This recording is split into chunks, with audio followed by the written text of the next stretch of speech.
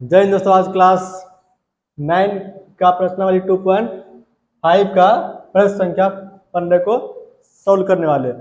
ठीक है, प्रश्न संख्या 15 क्या कह रहा है? नीचे दिए गए आयतों जिसमें उनके क्षेत्रफल दिए गए, मतलब इसका क्षेत्रफल दिया गया आयत का, ठीक है ना, क्षेत्रफल दिए गए में से प्रत्येक की लंबाई और चौड़ाई के लिए संभव व्यंजक ज्ञात करें। मतलब कोई यहाँ पे आयत दिया हुआ है, ठीक है, जिसका क्षेत्रफल कितना है मेरा 25a² माइनस 35a प्लस 12, ये क्षेत्रफल दिया है।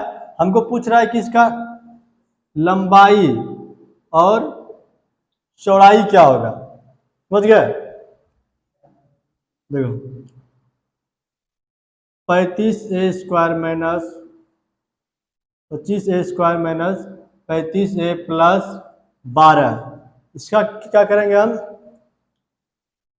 गुणनखंड करते हैं। a² माइनस कितना, देखो 35 है, 12 पंचे 60, 6 12 24, 24 36, 30वां अगर कितना 25,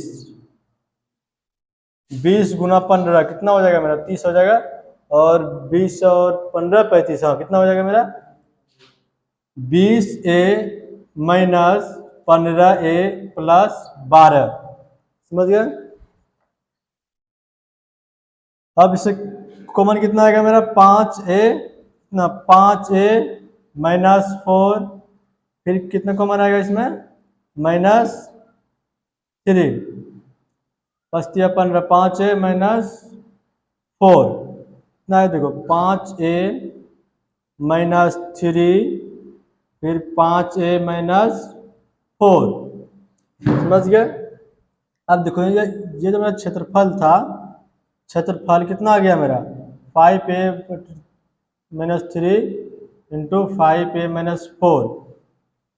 आपको पता है कि आयत का क्षेत्रफल, आयत का जो क्षेत्रफल होता है क्या होता है? लंबाई गुना चौड़ाई। समझ गए? देखो क्षेत्रफल बराबर क्या हो गया, लंबाई गुना चौड़ाई। समझ गए?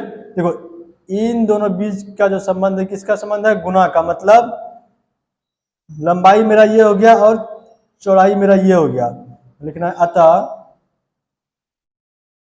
अतः आयत का लंबाई बराबर कितना 5a माइनस 3 और चौड़ाई बराबर 5a माइनस 4।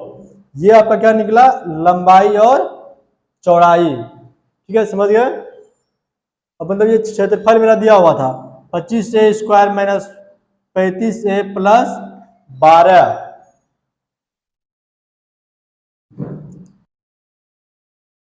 15 नंबर 2 नंबर जो सवाल है, क्षेत्रफल दिया है कितना 35y² प्लस 30y माइनस 12। मतलब किसी आयत का मेरा क्षेत्रफल कितना दे दिया है? मेरा क्षेत्रफल जो दिया है 35y² प्लस 13y माइनस 12। अब इसको क्या कर सकते हैं हम? गुणनखंड कर सकते हैं। ठीक है ना, 35y², आप चेक कर लीजिए इसका जो होगा प्लस 28y प्लस 28y फिर माइनस 15y माइनस 12। समझ, क्योंकि जो गुणनखंड में जो प्लस और माइनस का जो चिन्ह होता है, प्लस माइनस माइनस होता है। ठीक है, प्लस माइनस माइनस। ठीक है, समझ गए? अब देखो 35y, अब क्या आएगा कॉमन? 7, 7 पच्चे 35, 7 चौके 28, 7, हाँ 7y, 7 पच्चे 35 प्लस 7 चौके 28, 4, फिर माइनस 3, 3 पच्चे 15, 3 चौके 12, 3 माइनस माइनस प्लस, 3 पच्चे 15, फिर माइनस माइनस प्लस 3 चौक 12। देखो गुणनखंड में क्या होना चाहिए, ये वाला जो है सेम आना चाहिए। अब कितना गया देखो 7y minus 3 into 5y plus 4। तो हम लिख सकते हैं 7y माइनस 3 गुना 5y प्लस 4। आपको पता है कि क्षेत्रफल बराबर जो होता है क्या होता है ऐसे, आयत का क्षेत्रफल बराबर लंबाई गुना चौड़ाई। आयत का क्षेत्रफल बराबर मेरा दिया है कितना, ना दिया उसी से निकला ये, इसलिए अतः